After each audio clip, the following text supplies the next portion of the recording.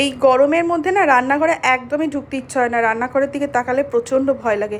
এত গরম না, গ্যাসের সামনে দাঁড়ানোই যাচ্ছে না। আমার মতো মনে হয় তোমাদের ওই সেমই একই অবস্থা। কোনো রকমের রান্নাঘরে কাজটুকু সেরে এসির মধ্যে চলে এসেছিলাম স্নান করে। তারপরে দুপুরে খাওয়া দাওয়া করার পর সব কিছু সেরে আজকের রাত্রিবেলা আমরা আইসক্রিম খাবো বলে ডিসাইড করেছিলাম।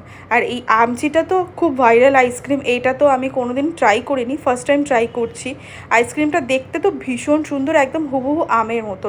দেখতে যতটা সুন্দর, খেতে কতটা সুন্দর কারণ হবে আমি জানি না, কারণ এর আগে আমি খাইনি। তো দেখা যাক আমটা খেতে কেমন। কিন্তু আমার এই প্যাকেজিংটা এত সুন্দর লেগেছে না, পুরো মনে হচ্ছে হুবহু আমের মতো। তারপর আর কি খাওয়া দাওয়া স্টার্ট করা যাক। আইসক্রিমটা খেয়ে দেখবো রিভিউ। আমার বাবু তো খুব আনন্দ, ওর বাবাও তার সাথে, একদম দেখেছো। আর জানো সবথেকে বড় কথা, এটা মেল্ট হয় না।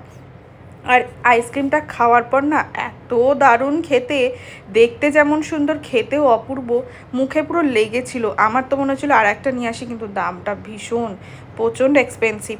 তারপরে আর কি আমাদের ফ্ল্যাটে একটা দিদি ছিল, সেই দিদি আজকে ইউএস চলে যাচ্ছে। সেই দিদির সঙ্গে রাত্রিবেলা দেখা করে আমার ভীষণ মন খারাপ, কারণ এই দিদিটার সাথেই আমি 24টা ঘন্টা থাকি, আমার ফ্রেন্ড বলো দিদি বলো সব কিছুই।